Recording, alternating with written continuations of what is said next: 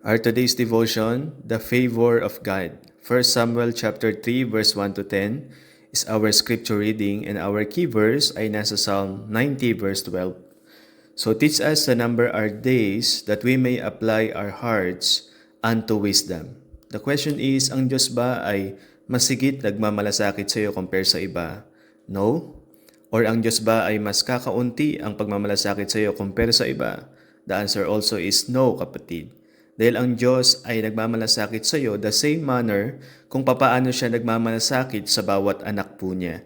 So napakahalagang makita mo na ang Diyos ay tinitreat ang bawat anak niya ng may complete justice, fairness, goodness, and also equality.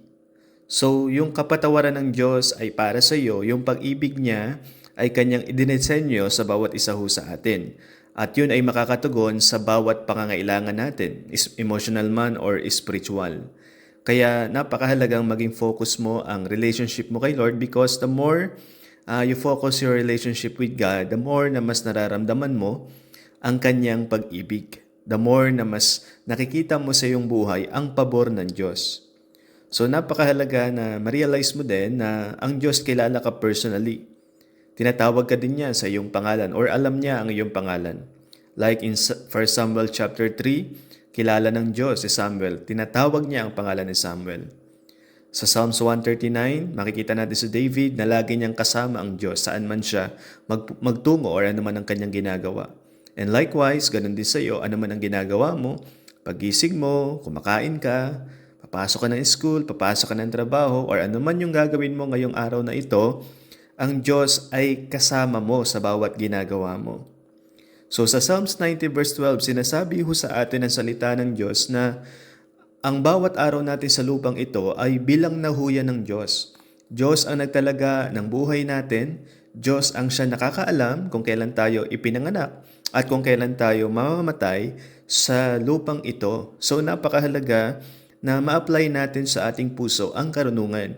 And I can say na ang isang karunungan na pwedeng ma-apply natin sa ating puso ay yung maintindihan natin na ang Diyos ay mapagbiyaya sa ating buhay, inibig tayo ng Diyos, napaka-favorable natin sa harapan ng Diyos at hindi nais ng Diyos na iyon ay isantabi mo na lamang sa iyong sarili or sarilinin mo na lamang. Ang ibig kong sabihin, ang nais ng Diyos, yung kabutihan niya at biyaya niya sa iyong buhay, matutunan mo na sa buhay mong ito ay ma-extend mo yung kabutihan niya sa buhay ng ibang tao. That's why tayo naligtas sa biyaya ng Diyos at yung hindi maitatanggi at hindi walang alinlangan na biyaya at pabor ng Diyos sa iyong buhay, ano man ang iyong pinagdadaanan, nais ng Diyos na yan ay ma-extend mo rin sa buhay ng ibang tao.